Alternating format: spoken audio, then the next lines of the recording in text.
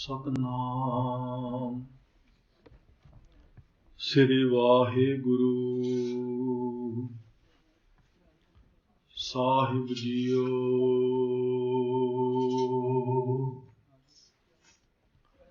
सतनाम श्री वाहिगुरु साहिब जीओ।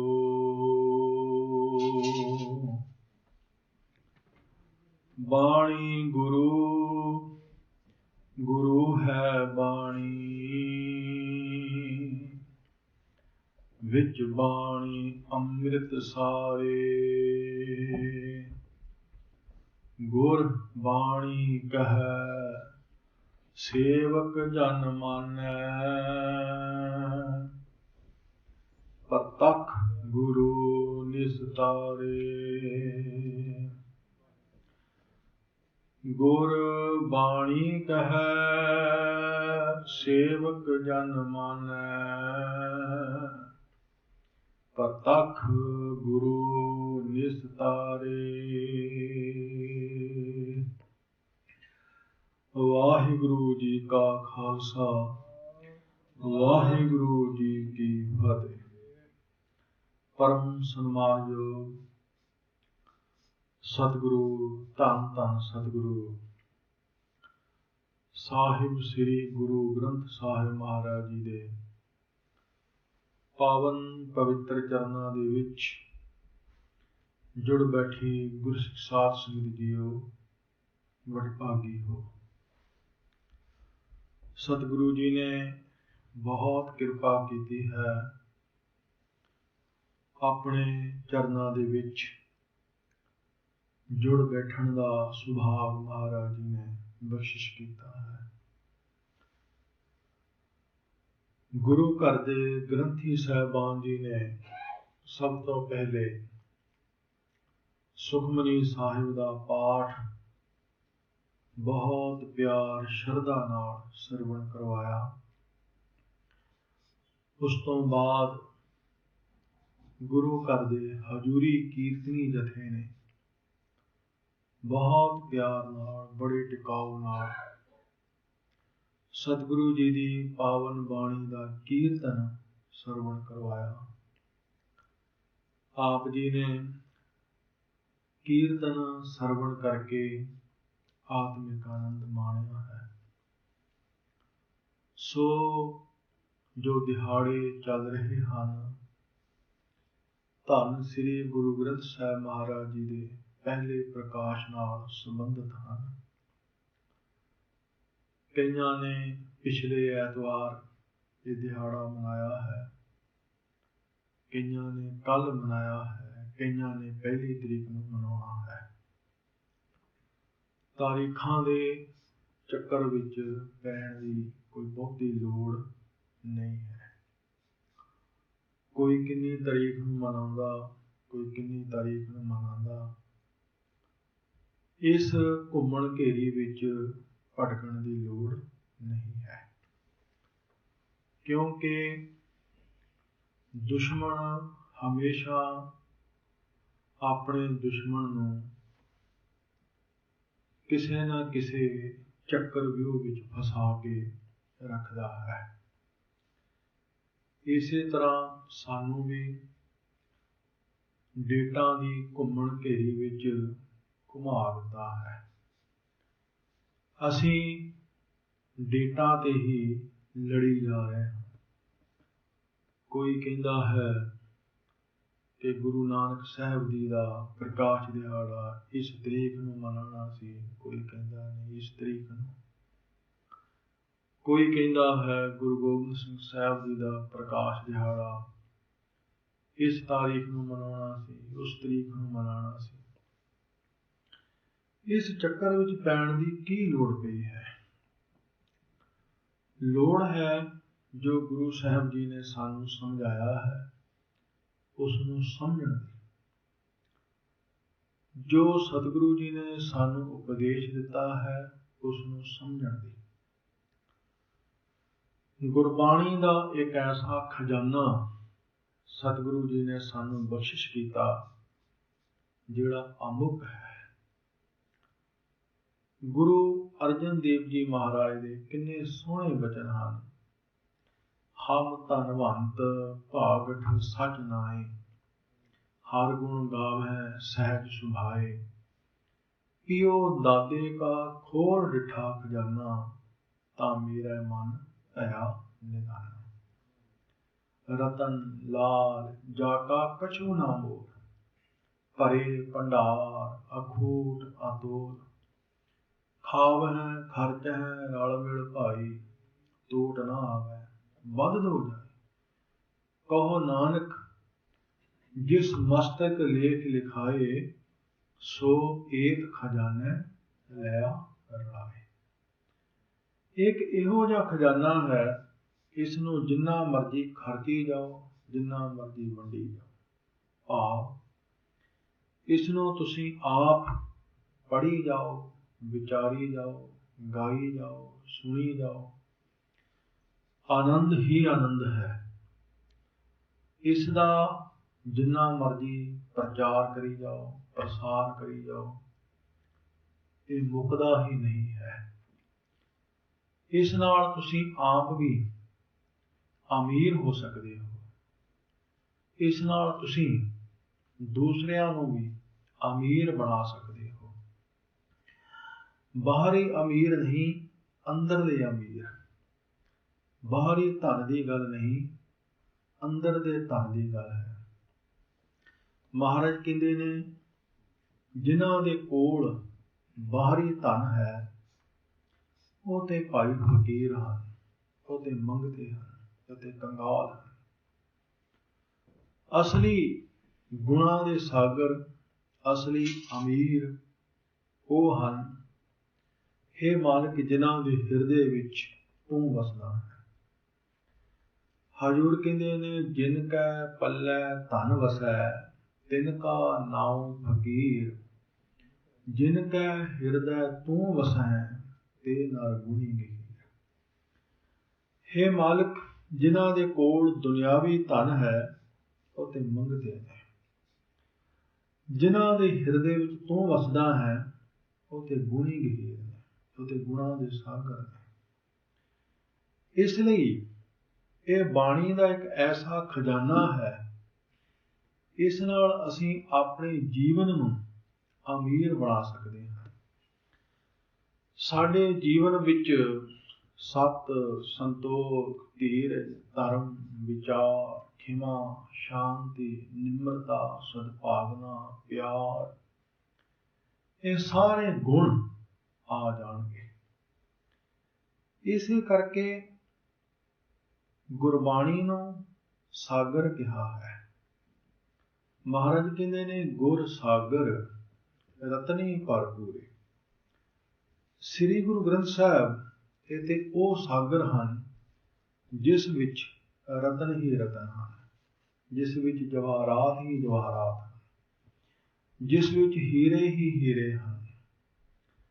ਗੁਰ ਸਾਗਰ ਰਤਨੀ ਭਰਪੂਰੇ, ਅੰਮ੍ਰਿਤ ਸੰਤ ਚੁਵੈ ਨਹੀਂ ਡੂਬੇ। ਇਹ ਜਿਹੜੇ ਰਤਨ ਹਨ, ਉਹ ਅੰਮ੍ਰਿਤ ਹਨ। ਅੰਮ੍ਰਿਤ ਗੁਰੂ ਸਾਗਰ ਵਿੱਚ ਉਹ ਰਤਨ ਹਨ, ਉਹ ਹੀਰੇ ਹਨ, ਜਿਹੜੇ ਅੰਮ੍ਰਿਤ ਹਨ। ਇਸ ਨਾਲ ਮਿਲਦਾ ਜੁਲਦਾ ਇੱਕ ਬਚਨ ਹੋਰ ਆਪ ਜੀ ਦੀ ਸੇਵਾ ਵਿੱਚ ਰੱਖਾਂ। ਮਹਾਰਾਜ ਕਹਿੰਦੇ ਹਨ, ਕੋਈ ਦੁਨਿਆਵੀ ਖਾਰਾ ਸਮੁੰਦਰ ਢੰਡੋਲੇ, ਕੋਈ ਖਾਰੇ ਸਮੁੰਦਰ ਵਿੱਚ ਗਹਿਰੀ ਚੁੱਭੀ ਮਾਰੇ, ਹੋ ਸਕਦਾ ਕੋਈ ਇੱਕ ਅੱਧਾ ਸੁੱਚਾ ਮੋਤੀ ਲੱਭ ਲਿਆਵੇ। ਹੋ ਸਕਦਾ ਕੋਈ ਖੋਜ ਕਰੇ ਖਾਰੇ ਸਮੁੰਦਰ ਵਿੱਚੋਂ, ਕੋਈ ਇੱਕ ਹੀਰਾ, ਇੱਕ ਜਵਾਹਰਾਤ ਲੱਭ ਲਿਆਵੇ। ਪਰ ਕੁਝ ਸਮੇਂ ਬਾਅਦ ਇੱਕ ਨਾ ਇੱਕ ਦਿਨ ਉਹ ਹੀਰਾ ਮਿੱਟੀ ਬਣ ਜਾਏਗਾ, ਖਾਕ ਬਣ ਜਾਏਗਾ। ਉਹ ਹੀਰਾ ਉਸਦਾ ਸਾਥ ਛੱਡ ਦੇਵੇਗਾ। ਲੇਕਿਨ ਜਦੋਂ ਗੁਰੂ ਸਾਗਰ ਦੇ ਵਿੱਚ ਚੁੱਭੀ ਮਾਰੀ ਦੀ ਹੈ, ਤੇ ਗੁਰੂ ਉਹ ਹੀਰੇ ਮੋਤੀ ਜਵਾਹਰਾਤ ਦਿੰਦਾ ਹੈ ਜਿਹੜੇ ਮੁੱਕਦੇ ਹੀ ਨਹੀਂ, ਟੋਟਾ ਆਉਂਦਾ ਹੀ ਨਹੀਂ, ਕਮੀ ਆਉਂਦੀ ਨਹੀਂ। ਗੁਰੂ ਦੇ ਬਚਨ ਹਨ, ਖਾਰ ਸਮੁੰਦਰ ਢੰਡੋਲੀਐ ਇੱਕ ਮਣੀਆਂ ਪਾਵੈ। ਖਾਰ ਸਮੁੰਦਰ ਢੰਡੋਲੀਐ ਇੱਕ ਮਣੀਆਂ ਪਾਵੈ, ਦੋਏ ਦਿਨ ਚਾਰ ਸੁਹਾਵਣਾ ਮਾਟੀ ਤਿਸ ਖਾਵੈ। ਗੁਰ ਸਾਗਰ ਸਤ ਸੇਵੀਐ ਦੇ ਟੋਟ ਨਾ ਆਵੈ। ਗੁਰੂ ਇੱਕ ਐਸਾ ਸਾਗਰ ਹੈ, ਗੁਰੂ ਇੱਕ ਐਸਾ ਖਜ਼ਾਨਾ ਹੈ, ਜਿਸ ਤੋਂ ਅਸੀਂ ਆਪ ਵੀ ਅਮੀਰ ਹੋ ਸਕਦੇ ਹਾਂ, ਜਿਸ ਤੋਂ ਅਸੀਂ ਦੂਸਰਿਆਂ ਨੂੰ ਵੀ ਅਮੀਰ ਬਣਾ ਸਕਦੇ ਹਾਂ। ਗੁਰੂ ਜੀ ਨੇ ਇਹ ਸਾਗਰ, ਇਹ ਖਜ਼ਾਨਾ ਕਿੰਨਾ ਸਾਂਭਿਆ। ਗੁਰੂ ਨਾਨਕ ਪਾਤਸ਼ਾਹ ਜੀ ਜੋ ਵੀ ਬਾਣੀ ਉਚਾਰਨ ਕਰਦੇ ਸਨ, ਉਹ ਬਾਣੀ ਦੇ ਬਾਰੇ ਮਹਾਰਾਜ ਖੁਦ ਕਹਿੰਦੇ ਨੇ, ਜੈਸੀ ਮੈਂ ਆਵੈ ਖਸਮ ਕੀ ਬਾਣੀ, ਤੈਸੜਾ ਕਰੀ ਗਿਆਨ ਵੇ ਲਾਲੋ। ਹੇ ਲਾਲੋ, ਇਹ ਬਾਣੀ ਮੇਰੀ ਨਹੀਂ, ਜੋ ਗਿਆਨ, ਜੋ ਇਲਹਾਮ ਮੈਨੂੰ ਮੇਰੇ ਮਾਲਕ ਦਾ ਹੁੰਦਾ ਹੈ, ਮੈਂ ਉਹ ਆਪਣੀ ਰਸਨਾ ਤੋਂ, ਆਪਣੇ ਮੁਖ ਤੋਂ ਸੁਣਾ ਦਿੰਦਾ ਹਾਂ। ਇਸ ਲਈ ਇਹ ਬਾਣੀ ਨਿਰੰਕਾਰ ਵੀ ਹੈ, ਇਹ ਬਾਣੀ ਗੁਰੂ ਵੀ ਹੈ। ਨਿਰੰਕਾਰ ਇਸ ਕਰਕੇ ਹੈ ਕਿ ਨਿਰੰਕਾਰ ਤੋਂ ਆਈ ਹੈ। ਗੁਰੂ ਇਸ ਕਰਕੇ ਹੈ ਕਿ ਗੁਰੂ ਦੇ ਮੁਖ ਤੋਂ ਆਈ ਹੈ। ਵਾਹ ਵਾਹੋ ਬਾਣੀ ਨਿਰੰਕਾਰ ਹੈ, ਤਿਸ ਜੇਵੜ ਅਵਰ ਨਾ ਕੋਏ। ਇਹ ਨਿਰੰਕਾਰ ਵੀ ਹੈ, ਇਹ ਗੁਰੂ ਵੀ ਹੈ। ਜਿੰਨੀ ਵੀ ਬਾਣੀ ਗੁਰੂ ਨਾਨਕ ਸਾਹਿਬ ਉਚਾਰਨ ਕਰਦੇ, ਲਿਖਵਾ ਲੈਂਦੇ ਸਨ। ਇੱਕ ਗੱਲ ਚੇਤੇ ਰੱਖਣੀ, ਲਿਖਦੇ ਨਹੀਂ ਸਨ, ਲਿਖਵਾਉਂਦੇ ਸਨ। ਇਤਿਹਾਸ ਵਿੱਚ ਕੁਝ ਲਿਖਾਰੀਆਂ ਦੇ ਨਾਮ ਵੀ ਆਉਂਦੇ ਹਨ, ਜਿਸ ਤਰ੍ਹਾਂ ਭਾਈ ਮਨਸੁਖ ਜੀ, ਸੈਦਾ, ਸ਼ੀਹਾਂ, ਇਸ ਤਰ੍ਹਾਂ ਦੇ ਲਿਖਾਰੀਆਂ ਦੇ ਨਾਮ ਆਉਂਦੇ ਹਨ। ਗੁਰੂ ਸਾਹਿਬ ਦੀ ਆਪਣੀ ਕੋਈ ਲਿਖਤ ਨਹੀਂ ਮਿਲਦੀ। ਇਹਦਾ ਕਾਰਨ ਇਹ ਨਹੀਂ ਕਿ ਗੁਰੂ ਸਾਹਿਬ ਨੇ ਬਾਣੀ ਕਿਉਂ ਨਹੀਂ ਲਿਖੀ। ਗੁਰੂਦੇਵ ਸੱਚੇ ਪਾਤਸ਼ਾਹ ਜਾਣਦੇ ਸਨ ਕਿ ਜੇ ਅਸੀਂ ਆਪਣੇ ਹੱਥ ਦੇ ਨਾਲ ਬਾਣੀ ਲਿਖੀ, ਆਉਣ ਵਾਲੇ ਸਮੇਂ ਵਿੱਚ ਸਿੱਖਾਂ ਨੇ ਬਾਣੀ ਭੁੱਲ ਜਾਣਾ, ਇਸ ਪਾਸੇ ਹੀ ਧਿਆਨ ਲਾ ਦੇਣਾ ਕਿ ਗੁਰੂ ਸਾਹਿਬ ਨੇ ਆਪ ਲਿਖੀ ਹੈ। ਇਹ ਲਿਖਤ ਗੁਰੂ ਸਾਹਿਬ ਦੀ ਹੈ। ਅੱਜ ਕੱਲ੍ਹ ਵੀ ਤੁਸੀਂ ਦੇਖਦੇ ਹੋ, ਕੋਈ ਪੁਰਾਤਨ ਸਰੂਪ ਮਿਲ ਜਾਏ ਤਾਂ ਸੋਸ਼ਲ ਮੀਡੀਆ ਤੇ ਬਹੁਤ ਵੱਡੇ ਪੱਧਰ ਤੇ ਪ੍ਰਚਾਰ ਹੁੰਦਾ ਹੈ, ਪੁਰਾਤਨ ਸ੍ਰੀ ਗੁਰੂ ਗ੍ਰੰਥ ਸਾਹਿਬ, ਪੁਰਾਤਨ ਸ੍ਰੀ ਗੁਰੂ ਗ੍ਰੰਥ ਸਾਹਿਬ। ਭਲਿਓ, ਗੁਰੂ ਤੇ ਕਦੇ ਪੁਰਾਤਨ ਹੁੰਦਾ ਹੀ ਨਹੀਂ। ਗੁਰੂ ਤੇ ਹਰ ਸਮੇਂ ਨਵਾਂ ਹੈ। ਗੁਰੂ ਤੇ ਪੁਰਾਣਾ ਕਦੇ ਹੁੰਦਾ ਹੀ ਨਹੀਂ। ਗੁਰੂ ਤੇ ਹਰ ਸਮੇਂ ਨਵਾਂ ਹੈ। ਸਾਹਿਬ ਮੇਰਾ ਨੀਤ ਨਵਾਂ, ਸਦਾ ਸਦਾ ਦਾਤਾ। ਲੇਕਿਨ ਚਲਾਕ ਤੇ ਸ਼ੈਤਾਨ ਲੋਕਾਂ ਨੇ ਆਪਣੀਆਂ ਚਲਾਕੀਆਂ ਦੇ ਨਾਲ ਪੈਸਾ ਉਗਰਾਉਣ ਦੀ ਖਾਤਰ ਸਿੱਖਾਂ ਦੀਆਂ ਧਾਰਮਿਕ ਭਾਵਨਾਵਾਂ ਨੂੰ ਹੈਕ ਕਰਨ ਵਾਸਤੇ ਉਹਨਾਂ ਨੂੰ ਇਸ ਚੱਕਰ ਵਿਊਹ ਵਿੱਚ ਫਸਾ ਦਿੱਤਾ ਜਾਂਦਾ ਹੈ। ਇਹ ਪੁਰਾਤਨ ਸ੍ਰੀ ਗੁਰੂ ਗ੍ਰੰਥ ਸਾਹਿਬ, ਇਸ ਨੂੰ ਮੰਨਿਆ ਜਾਂ ਇਸ ਦੇ ਦਰਸ਼ਨ ਕੀਤਿਆਂ ਫਲ ਜ਼ਿਆਦਾ ਮਿਲੇਗਾ। ਜਿਸ ਗੁਰੂ ਗ੍ਰੰਥ ਸਾਹਿਬ ਨੂੰ ਤੁਸੀਂ ਮੱਥਾ ਟੇਕਦੇ ਹੋ, ਉਸ ਨੂੰ ਫਲ ਘੱਟ ਮਿਲੇਗਾ। ਤੇ ਬਹੁਤ ਭੋਲੇ ਭਾਲੇ ਲੋਕ ਉਹਨਾਂ ਦੇ ਇਸ ਜਾਲ ਵਿੱਚ ਫਸ ਵੀ ਜਾਂਦੇ ਨੇ। ਗੁਰਬਾਣੀ ਕਦੇ ਪੁਰਾਣੀ ਨਹੀਂ ਹੁੰਦੀ। ਅੱਜ ਤੋਂ 550 ਸਾਲ ਪਹਿਲੇ ਜੋ ਗੁਰਬਾਣੀ ਦਾ ਰੂਪ ਸੀ, ਅੱਜ ਵੀ ਉਹੀ ਹੈ। ਅੱਜ ਤੋਂ ਕਈ ਯੁੱਗਾਂ ਬਾਅਦ ਵੀ ਇਹ ਬਾਣੀ ਨਵੀਂ ਹੀ ਰਹੇਗੀ। ਗੁਰੂ ਅਮਰਦਾਸ ਜੀ ਮਹਾਰਾਜ ਨੇ ਬੜਾ ਕਮਾਲ ਦਾ ਬਚਨ ਕਿਹਾ, ਚੌਹਾਂ ਯੁਗ ਮਹਿ ਅੰਮ੍ਰਿਤ ਸਾਚੀ ਬਾਣੀ। ਚਾਰੇ ਯੁਗਾਂ ਵਿੱਚ ਅਰਥਾਤ ਹਰ ਸਮੇਂ। ਚਾਰ ਯੁਗਾਂ ਤੋਂ ਭਾਵ ਹੈ ਹਰ ਸਮੇਂ ਇਹ ਬਾਣੀ ਸੱਚ ਹੈ। ਇਹ ਕਦੇ ਪੁਰਾਣੀ ਹੁੰਦੀ ਹੀ ਨਹੀਂ ਹੈ। ਦੁਨੀਆ ਦੀ ਹਰ ਚੀਜ਼ ਪੁਰਾਣੀ ਹੁੰਦੀ ਹੈ, ਬਾਣੀ ਕਦੇ ਪੁਰਾਣੀ ਨਹੀਂ ਹੁੰਦੀ। ਗੁਰੂ ਕਦੇ ਪੁਰਾਣਾ ਨਹੀਂ ਹੁੰਦਾ। ਇਸ ਲਈ ਗੁਰੂ ਨਾਨਕ ਪਾਤਸ਼ਾਹ ਜੀ ਜਿੰਨੀ ਬਾਣੀ ਉਚਾਰਨ ਕਰਦੇ ਸਾਰੀ ਲਿਖਵਾ ਲੈਂਦੇ ਸਨ। ਇੱਕ ਪੋਥੀ ਤਿਆਰ ਹੋ ਗਈ ਬਾਣੀ ਦੀ। ਉਸ ਪੋਥੀ ਨੂੰ ਕਿਹਾ ਗਿਆ ਕਿਤਾਬ। ਭਾਈ ਸਾਹਿਬ ਭਾਈ ਗੁਰਦਾਸ ਜੀ ਨੇ ਬੜਾ ਸੁੰਦਰ ਬਚਨ ਕੀਤਾ ਹੈ। ਬਾਬਾ ਫਿਰ ਮੱਕੇ ਗਿਆ, ਨੀਲ ਬਸਤਰ ਧਾਰ ਬਨਵਾਰੀ, ਆਸਾ ਹੱਥ ਕਿਤਾਬ ਕੱਛ, ਪੂਜਾ ਬਾਗ ਮੁਸੱਲਾ ਤਾਰੀ। ਅਰਬੀ ਵਿੱਚ ਕਿਤਾਬ ਸ਼ਬਦ ਸਭ ਤੋਂ ਪਵਿੱਤਰ ਸ਼ਬਦ ਮੰਨਿਆ ਜਾਂਦਾ ਹੈ। ਆਮ ਤੌਰ ਤੇ ਅੱਜ ਅਸੀਂ ਕਿਸੇ ਗੁਰਬਾਣੀ ਦੀ ਪੋਥੀ ਨੂੰ ਕਿਤਾਬ ਕਹਿ ਦਈਏ ਤਾਂ ਸਾਨੂੰ ਚੰਗਾ ਨਹੀਂ ਲੱਗਦਾ, ਲੇਕਿਨ ਕਿਤਾਬ ਇੱਕ ਪਵਿੱਤਰ ਸ਼ਬਦ ਹੈ। ਕਿਤਾਬ ਕੋਈ ਮਾੜਾ ਸ਼ਬਦ ਨਹੀਂ ਹੈ। ਜਿਨ੍ਹਾਂ ਨੂੰ ਨਹੀਂ ਪਤਾ ਉਹ ਰੌਲਾ ਪਾ ਕੇ ਬੈਠ ਜਾਂਦੇ ਨੇ, ਲਓ ਜਿਸ ਨੇ ਕਿਤਾਬ ਕਹਿ ਦਿੱਤਾ, ਇਹ ਕਹਿ ਦਿੱਤਾ, ਕਿਉਂਕਿ ਇਹੋ ਜਿਹੇ ਲੋਕਾਂ ਦਾ ਕੰਮ ਹੀ ਹੁੰਦਾ ਹੈ ਰੌਲਾ ਪਾਉਣਾ। ਭਾਈ ਸਾਹਿਬ ਭਾਈ ਗੁਰਦਾਸ ਜੀ ਨੇ ਵੀ ਪੋਥੀ ਵਾਸਤੇ ਸ਼ਬਦ ਵਰਤਿਆ ਕਿਤਾਬ। ਜਦੋਂ ਗੁਰੂ ਨਾਨਕ ਸਾਹਿਬ ਮੱਕੇ ਗਏ ਤਾਂ ਸਿੱਧਾ ਕਾਜ਼ੀਆਂ ਹਾਜੀਆਂ ਨੇ ਕੀ ਕਿਹਾ ਸੀ? ਪੁੱਛਣ ਫੋਲ ਕਿਤਾਬ ਨੂੰ, ਹਿੰਦੂ ਵੱਡਾ ਕਿ ਮੁਸਲਮਾਨ ਹੋਈ। ਉਹ ਕਿਤਾਬ ਕੀ ਸੀ? ਬਾਣੀ ਦੀ ਪੋਥੀ। ਗੁਰੂ ਨਾਨਕ ਸਾਹਿਬ ਜੀ ਦੀ ਆਪਣੀ ਬਾਣੀ ਦੀ ਪੋਥੀ, ਉਹ ਮਹਾਰਾਜ ਦੇ ਕੋਲ ਸੀ। ਜਦੋਂ ਸ੍ਰੀ ਗੁਰੂ ਅੰਗਦ ਸਾਹਿਬ ਜੀ ਮਹਾਰਾਜ ਜੀ ਨੂੰ ਗੁਰਿਆਈ ਬਖਸ਼ਿਸ਼ ਕੀਤੀ, ਉਹ ਬਾਣੀ ਦੀ ਪੋਥੀ ਵੀ ਗੁਰੂ ਨਾਨਕ ਸਾਹਿਬ ਜੀ ਮਹਾਰਾਜ ਨੇ ਉਹਨਾਂ ਨੂੰ ਬਖਸ਼ਿਸ਼ ਕੀਤੀ। ਉਸ ਪੋਥੀ ਵਿੱਚ ਸਿਰਫ ਗੁਰੂ ਨਾਨਕ ਸਾਹਿਬ ਜੀ ਦੀ ਹੀ ਬਾਣੀ ਨਹੀਂ ਸੀ, ਭਗਤਾਂ ਦੀ ਬਾਣੀ ਵੀ ਸੀ।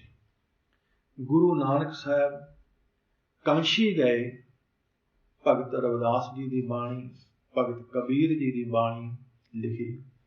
ਬੰਗਾਲ ਗਏ, ਜੈਦੇਵ ਜੀ ਦੀ ਬਾਣੀ ਲਿਖੀ। ਮਹਾਰਾਸ਼ਟਰਾ ਵਿੱਚ ਗਏ, ਨਾਮਦੇਵ ਜੀ ਦੀ ਬਾਣੀ ਲਿਖੀ। ਰਾਜਸਥਾਨ ਵਿੱਚ ਗਏ, ਭਗਤ ਧੰਨਾ ਜੀ ਦੀ ਬਾਣੀ ਲਿਖੀ। ਜਿਸ ਜਿਸ ਇਲਾਕੇ ਵਿੱਚ ਗੁਰੂ ਨਾਨਕ ਸਾਹਿਬ ਗਏ, ਉੱਥੋਂ ਦੇ ਮਹਾਂਪੁਰਖਾਂ ਦੀ ਬਾਣੀ ਗੁਰੂ ਨਾਨਕ ਪਾਤਸ਼ਾਹ ਜੀ ਨੇ ਲਿਖੀ, ਸਾਂਭੀ। ਆਪਣੀ ਬਾਣੀ ਔਰ ਮਹਾਂਪੁਰਖਾਂ ਦੀ ਬਾਣੀ ਦਾ ਉਹ ਜੋ ਖਜ਼ਾਨਾ ਸੀ, ਉਹ ਗੁਰੂ ਅੰਗਦ ਸਾਹਿਬ ਜੀ ਮਹਾਰਾਜ ਨੇ ਬਖਸ਼ਿਸ਼ ਕੀਤਾ। ਇਹ ਨਹੀਂ ਕਿਹਾ ਕਿ ਲੈਣਿਆ ਵੇਖ ਮੈਂ ਇੰਨੀ ਜਾਇਦਾਦ ਬਣਾ ਚੱਲਾ ਹਾਂ, ਇੰਨਾ ਪੈਸਾ ਜਮ੍ਹਾਂ ਹੈ, ਹੁਣ ਤੂੰ ਦੇਖਦੇ ਆ ਕੀ ਬਣਾਉਣਾ ਹੈ। ਨਾ, ਉਹ ਬਾਣੀ ਦੀ ਪੋਥੀ ਬਖਸ਼ਿਸ਼ ਕੀਤੀ। ਗੁਰੂ ਅੰਗਦ ਸਾਹਿਬ ਜੀ ਮਹਾਰਾਜ ਨੇ ਬਾਣੀ ਉਚਾਰਨ ਕੀਤੀ, ਉਹ ਵੀ ਲਿਖਵਾਉਂਦੇ ਰਹੇ। ਗੁਰੂ ਅਮਰਦਾਸ ਜੀ ਮਹਾਰਾਜ ਨੇ ਬਾਣੀ ਬਹੁਤ ਵੱਡੇ ਪੱਧਰ ਤੇ ਉਚਾਰਨ ਕੀਤੀ। ਉਹਨਾਂ ਨੇ ਵੀ ਆਪਣੇ ਪੋਤਰੇ ਬਾਬਾ ਸੰਸਰਾਮ ਜੀ ਤੋਂ ਬਾਣੀ ਲਿਖਵਾਈ।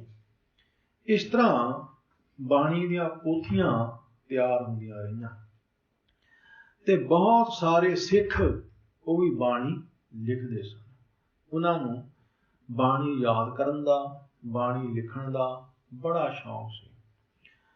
ਸਿੱਖ ਆਪ ਬਾਣੀ ਯਾਦ ਕਰਦੇ ਸਨ ਤੇ ਕਈ ਵਾਰਾਂ ਪੋਥੀਆਂ ਤੋਂ ਬਾਣੀ ਲਿਖ ਲੈਂਦੇ ਸਨ ਯਾਦ ਕਰਨ ਵਾਸਤੇ। ਗੁਰੂ ਅਰਜਨ ਦੇਵ ਸੱਚੇ ਪਾਤਸ਼ਾਹ ਜੀ ਮਹਾਰਾਜ ਤੱਕ ਗੁਰਬਾਣੀ ਦੀਆਂ ਕਈ ਪੋਥੀਆਂ ਤਿਆਰ ਹੋ ਗਈਆਂ। ਉਹਨਾਂ ਸਮਿਆਂ ਦੇ ਵਿੱਚ ਬਾਬਾ ਪ੍ਰਿਥੀ ਚੰਦ ਦੀ ਔਲਾਦ ਬਾਬਾ ਮਿਹਰਵਾਨ ਦਾ ਪੁੱਤਰ ਬਾਬਾ ਹਰ ਜੀ, ਉਹ ਵੀ ਕੱਚੀ ਬਾਣੀ ਉਚਾਰਨ ਕਰਨ ਲੱਗ ਪਿਆ। ਗੁਰੂ ਸਾਹਿਬ ਦੇ ਸ਼ਬਦਾਂ ਨਾਲ ਮੇਲ ਖਾਂਦੇ ਸ਼ਬਦ ਨਾਨਕ ਪਦ ਲਾ ਕੇ ਉਚਾਰਨ ਕਰਨ ਲੱਗ ਪਿਆ। ਇੱਥੋਂ ਤੱਕ ਸ੍ਰੀ ਹਰਿਮੰਦਰ ਸਾਹਿਬ ਰਾਗੀ ਸਿੰਘਾਂ ਤੋਂ ਕੀਰਤਨ ਵੀ ਕਰਵਾਉਣ ਲੱਗ ਪਿਆ। ਤਾਂ ਗੁਰੂ ਅਰਜਨ ਦੇਵ ਸੱਚੇ ਪਾਤਸ਼ਾਹ ਜੀ ਨੇ ਵਿਚਾਰਿਆ ਕਿ ਆਉਣ ਵਾਲੇ ਸਮੇਂ ਵਿੱਚ ਬੜੀ ਮੁਸ਼ਕਲ ਬਣ ਜਾਏਗੀ। ਜ਼ਰੂਰੀ ਹੈ ਕਿ ਸੱਚੀ ਬਾਣੀ ਦਾ ਇੱਕ ਗ੍ਰੰਥ ਤਿਆਰ ਕਰ ਦਿੱਤਾ ਜਾਵੇ। ਗੁਰੂ ਅਰਜਨ ਦੇਵ ਸੱਚੇ ਪਾਤਸ਼ਾਹ ਜੀ ਨੇ ਥਾਂ ਪੁਰ ਥਾਂ ਹੁਕਮਨਾਮੇ ਭੇਜ ਕੇ ਕਿ ਜਿਸ ਦੇ ਕੋਲ ਵੀ ਗੁਰਬਾਣੀ ਦੀ ਕੋਈ ਲਿਖਤ ਹੈ, ਕੋਈ ਪੋਥੀ ਹੈ, ਉਹ ਲੈ ਕੇ ਆਓ। ਤਾਂ ਸਾਰੇ ਸਿੱਖਾਂ ਨੇ ਬਾਣੀ ਦੀਆਂ ਪੋਥੀਆਂ ਧੰਨ ਗੁਰੂ ਅਰਜਨ ਸਾਹਿਬ ਜੀ ਮਹਾਰਾਜ ਦੇ ਕੋਲ ਪਹੁੰਚਾ ਦਿੱਤੀਆਂ। ਕੁਝ ਪੋਥੀਆਂ ਬਾਬਾ ਮੋਹਨ ਜੀ ਦੇ ਕੋਲ ਸੀ, ਗੁਰੂ ਅਮਰਦਾਸ ਜੀ ਮਹਾਰਾਜ ਦੇ ਪੁੱਤਰ ਬਾਬਾ ਮੋਹਨ ਜੀ ਕੋਲ। ਗੁਰੂ ਸਾਹਿਬ ਆਪ ਜਾ ਕੇ ਉਹਨਾਂ ਦੇ ਕੋਲੋਂ ਉਹ ਪੋਥੀਆਂ ਲੈ ਕੇ ਆਏ। ਫਿਰ ਕਿਸੇ ਨੇ ਦੱਸਿਆ ਮਹਾਰਾਜ ਕਿ ਗੁਰੂ ਨਾਨਕ ਸਾਹਿਬ ਜਦੋਂ ਸੰਗਲਾਦੀਪ ਗਏ ਸਨ ਤਾਂ ਉੱਥੇ ਰਾਜੇ ਸ਼ਿਵਨਾਭ ਨੂੰ ਉਪਦੇਸ਼ ਦਿੰਦਿਆਂ ਬਾਣੀ ਉਚਾਰਨ ਕੀਤੀ ਸੀ, ਜਿਸ ਦਾ ਨਾਮ ਹੈ ਪ੍ਰਾਣ ਸੰਗਲੀ। ਉਹ ਵੀ ਪੋਥੀ ਮੰਗਵਾ ਲਈ ਜਾਵੇ। ਮਹਾਰਾਜ ਨੇ ਉਹ ਪੋਥੀ ਵੀ ਮੰਗਵਾਈ, ਲੇਕਿਨ ਜਦੋਂ ਉਹ ਪ੍ਰਾਣ ਸੰਗਲੀ ਪੜ੍ਹੀ ਤਾਂ ਮਹਾਰਾਜ ਨੇ ਆਖਿਆ, ਇਹ ਬਾਣੀ ਗੁਰੂ ਨਾਨਕ ਸਾਹਿਬ ਦੀ ਬਾਣੀ ਨਹੀਂ ਹੈ। ਤਾਂ ਮਹਾਰਾਜ ਨੇ ਉਹ ਜਿਹੜੀ ਪੋਥੀ ਸੀ ਉਹ ਜਲ ਪ੍ਰਵਾਹ ਕਰਵਾ ਦਿੱਤੀ। ਲੇਕਿਨ ਦੰਭੀਆਂ ਨੇ, ਪਖੰਡੀਆਂ ਨੇ, ਗੁਰੂ ਗ੍ਰੰਥ ਸਾਹਿਬ ਦੇ ਵਿਰੋਧੀਆਂ ਨੇ ਫਿਰ ਇੱਕ ਹੋਰ ਮਨ ਘੜਤ ਬਾਣੀ ਉਚਾਰਨ ਕਰਕੇ ਪ੍ਰਾਣ ਸੰਗਲੀ ਦੇ ਨਾਮ ਹੇਠ ਉਹ ਪੋਥੀ ਤਿਆਰ ਕਰਕੇ ਵੇਚਣੀ ਸ਼ੁਰੂ ਕਰ ਦਿੱਤੀ। ਅੱਜ ਕੱਲ੍ਹ ਵੀ ਉਹ ਮਿਲਦੀ ਹੈ। ਸਤਿਗੁਰੂ ਸੱਚੇ ਪਾਤਸ਼ਾਹ ਜੀ ਨੇ ਰਾਮਸਰ ਦਾ ਜਿਹੜਾ ਸਥਾਨ ਹੈ, ਇੱਥੇ ਪਹਿਲਾਂ ਜੰਗਲ ਹੁੰਦਾ ਸੀ, ਕਿੱਕਰਾਂ ਹੁੰਦੀਆਂ ਸੀ, ਟਾਹਲੀਆਂ ਹੁੰਦੀਆਂ ਸੀ, ਹੋਰ ਬਹੁਤ ਸਾਰੇ ਰੁੱਖ ਹੁੰਦੇ ਸੀ, ਉਜਾੜ ਹੁੰਦਾ ਸੀ। ਸੋ ਮਹਾਰਾਜ ਨੇ ਸਾਰਾ ਪੱਧਰ ਕਰਵਾ ਕੇ, ਸਾਫ਼ ਕਰਵਾ ਕੇ ਇਕਾਂਤ ਜੋ ਵਾਤਾਵਰਣ ਸੀ ਉਹ ਤਿਆਰ ਕੀਤਾ, ਤੰਬੂ ਲਵਾਇਆ। ਭਾਈ ਸਾਹਿਬ ਭਾਈ ਗੁਰਦਾਸ ਜੀ ਨੂੰ ਲਿਖਾਰੀ, ਕੁਝ ਹੋਰ ਲਿਖਾਰੀ ਵੀ ਲਾਏ, ਪਰ ਵੱਡੀ ਜ਼ਿੰਮੇਵਾਰੀ ਭਾਈ ਸਾਹਿਬ ਭਾਈ ਗੁਰਦਾਸ ਜੀ ਦੀ ਸੀ। ਸੋ ਮਹਾਰਾਜ ਨੇ ਇਹ ਸਾਰੀਆਂ ਪੋਥੀਆਂ ਤੋਂ ਜਿਹੜੀ ਬਾਣੀ ਸੀ ਉਹ ਇੱਕ ਗ੍ਰੰਥ ਵਿੱਚ ਸੰਪਾਦਨ ਕੀਤੇ। ਬਕਾਇਦਾ ਮਹਾਰਾਜ ਨੇ ਬਾਣੀ ਦਾ ਸੰਪਾਦਨ ਕਰਨ ਵੇਲੇ ਕਈ ਗੱਲਾਂ ਦਾ ਧਿਆਨ ਰੱਖਿਆ, ਜਿਹਦੇ ਵਿੱਚੋਂ 4 ਗੱਲਾਂ ਪ੍ਰਮੁੱਖ ਨੇ।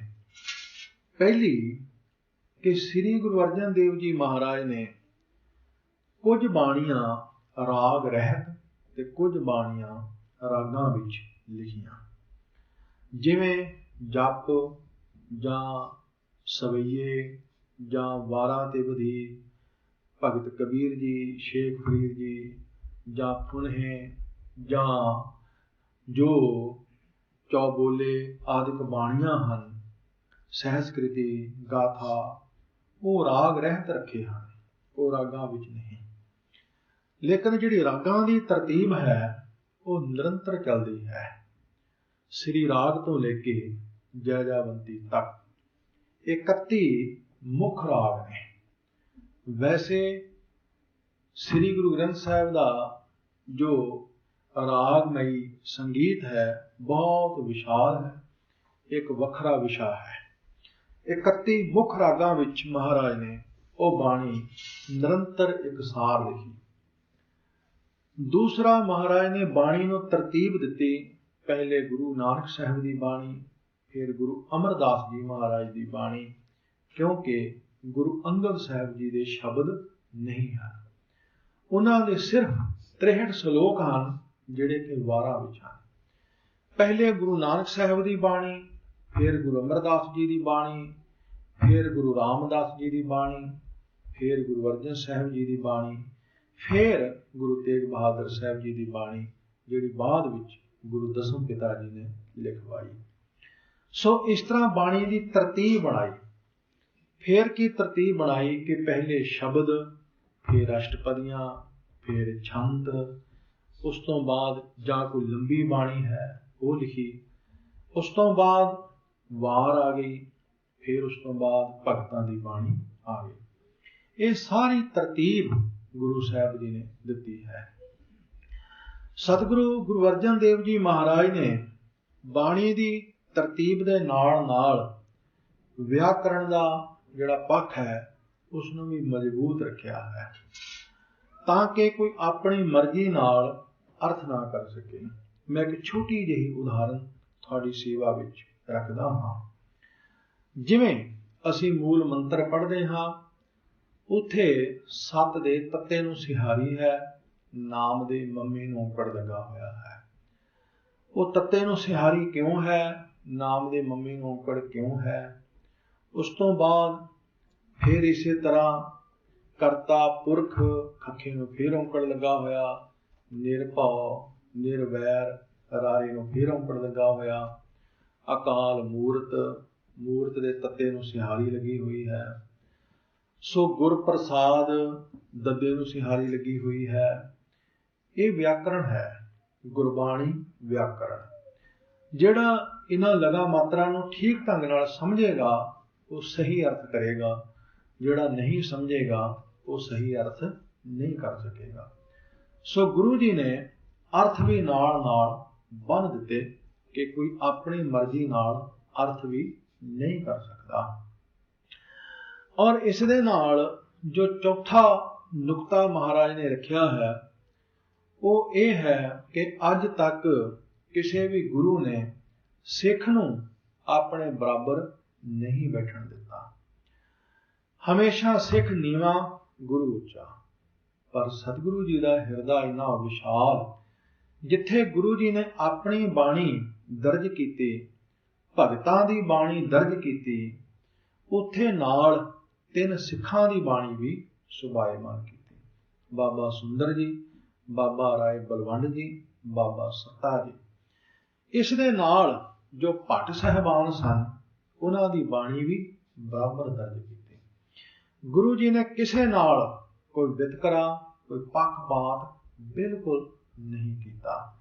ਸਿੱਖਾਂ ਨੂੰ ਆਪਣੇ ਬਰਾਬਰ ਬੈਠਾਇਆ, ਭਗਤਾਂ ਨੂੰ ਆਪਣੇ ਬਰਾਬਰ ਬੈਠਾਇਆ ਔਰ ਭੱਟਾਂ ਨੂੰ ਆਪਣੇ ਬਰਾਬਰ ਬੈਠਾਇਆ। ਅੱਜ ਜਦੋਂ ਅਸੀਂ ਸ੍ਰੀ ਗੁਰੂ ਗ੍ਰੰਥ ਸਾਹਿਬ ਜੀ ਨੂੰ ਮੱਥਾ ਟੇਕਦੇ ਹਾਂ ਤੇ ਨਾਲ ਭਗਤਾਂ ਨੂੰ, ਭੱਟਾਂ ਨੂੰ, ਸਿੱਖਾਂ ਨੂੰ ਵੀ ਮੱਥਾ ਟੇਕਦੇ ਹਾਂ।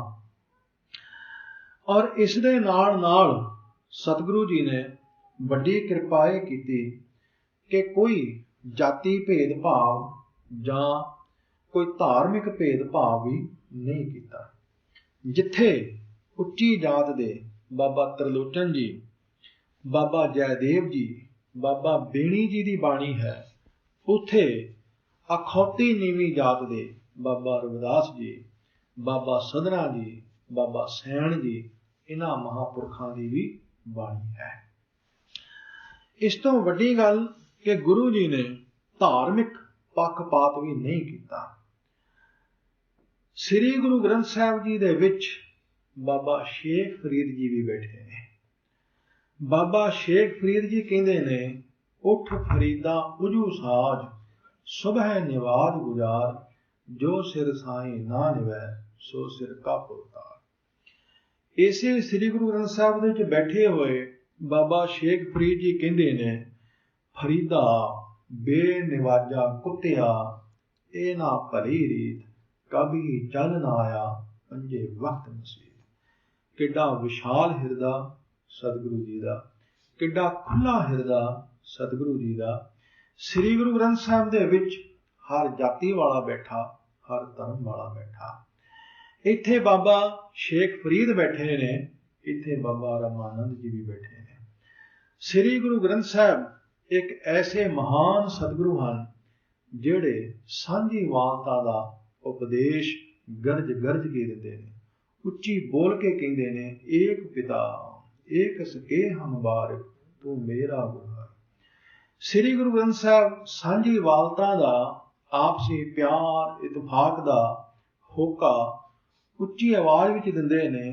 ਅਵਲ ਅੱਲ੍ਹ ਨੂਰ ਉਪਾਇਆ, ਕੁਦਰਤ ਕੇ ਸਭ ਬੰਦੇ, ਏਕ ਨੂਰ ਤੇ ਸਭ ਜਗ ਉਪਜਿਆ, ਕੌਣ ਭਲੇ ਕੋ ਮੰਦੇ। ਇਸ ਲਈ ਸਾਂਝੀ ਵਾਲਤਾ ਦੇ ਪ੍ਰਤੀਕ ਸ੍ਰੀ ਗੁਰੂ ਗ੍ਰੰਥ ਸਾਹਿਬ, ਜਿਨ੍ਹਾਂ ਦਾ ਸੰਪਾਦਨ ਗੁਰੂ ਅਰਜਨ ਦੇਵ ਜੀ ਮਹਾਰਾਜ ਨੇ ਆਪਣੀ ਨਿਗਰਾਨੀ ਵਿੱਚ ਕਰਵਾਇਆ, ਆਪਣੀ ਦੇਖ ਰੇਖ ਵਿੱਚ ਕਰਵਾਇਆ, इस ते किसी भी सिख नूं कोई किसी तरह का भी शंका नहीं है। कई तरह दीयां सिखां विच दुविधावां हो सकदियां ने। सिखां दे अंदर कैलेंडर प्रति दुविधा हो सकती है, मर्यादा प्रति दुविधा हो सकती है, पहरावे प्रति दुविधा हो सकती है, होर कईयां पक्षां तो दुविधावां हो सकदियां ने। पर श्री गुरु ग्रंथ साहिब ते आण के सारियां नूं इकट्ठे होना ही पैंदा है। जदों श्री गुरु ग्रंथ साहिब के संबंध विच भी सिख दुविधा विच पै गया, पता नहीं ये गुरु है, पता नहीं ये गुरु है, पता नहीं साडे दो गुरु ने, उस दिन समझ लो सिक्खी दा पत्तन भी नेड़े हो जाएगा। बिल्कुल इस तरह जिवें एक रुख दीयां टाहणियां ते अनंत हो सकदियां ने, पर उसकी जड़ एक ही हुंदी है। किसी रुख दीयां टाहणियां सैकड़े हो सकदियां ने, कोई छोटियां हो सकदियां ने, कोई वड्डियां हो सकदियां ने, पर उन्हां सारियां टाहणियां नूं एक तने दे राहीं अपने मूल जड़ तक जाना ही पैंदा है। जदों वो टाहणियां ये समझण लग पैण खबरिया साडियां जड़ां दो ने, खबरिया साडी जड़ ये नहीं, खबरिया वो है, उस दिन वो कट्ठियां जांदियां ने, खत्म हो जांदियां ने। सिख जिस दिन श्री गुरु ग्रंथ साहिब प्रति शंके करन लग पएगा, गुरु साहिब के प्रति भी इसके अंदर भरम पैदा हो जाएगा, उस दिन इसनूं सिख समझण की लोड़ नहीं है, उस दिन ये सिख रहेगा ही नहीं। श्री गुरु ग्रंथ साहिब साडा मूल है। श्री गुरु ग्रंथ साहिब का संपादन गुरु अर्जन देव जी महाराज ने आप देख रेख विच कीता और आप भाई साहब भाई गुरदास जी तो लिखवाया। बाबा बुढ़ा जी ने प्रकाश किया और गुरु अर्जन देव सच्चे पातशाह जी ने सामने बैठ के बाबा बुढ़ा जी की रसना तो मुख वाक सुनिया। उस तो बाद धन गुरु गोबिंद सिंह साहिब जी महाराज ने एक वेरा फिर अपनी निगरानी विच गुरु साहिब का संपादन कराया, तकरीबन 1705 विच दमदमा साहिब के स्थान ते। इसलिए श्री गुरु ग्रंथ साहिब के प्रति सिख के अंदर कोई शंका आ ही नहीं सकता। और आप गुरु दसम पिता जी ने श्री गुरु ग्रंथ साहिब जी नूं गुरियाई बख्शिश की। जिहड़ी जोत गुरु नानक साहिब के अंदर वरतदी सी, ओही जोत गुरु अंगद साहिब के अंदर वरती, ओही जोत गुरु अमरदास साहिब के अंदर वरती। 10 शरीरां विच ओ जोत वरतदी वरतदी अज ओही जोत श्री गुरु ग्रंथ साहिब दे विच वरत रही है।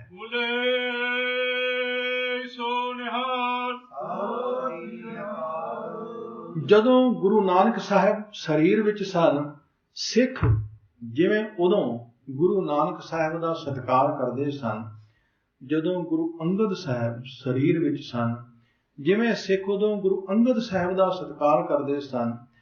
10 जो शरीर होए ने, जिवें गुरु गोबिंद सिंह महाराज का सत्कार करते सन, सच्चा सिख अज ओही रूप जान के श्री गुरु ग्रंथ साहिब का सत्कार करता है, ओही भावना रख के मत्था टेकदा है।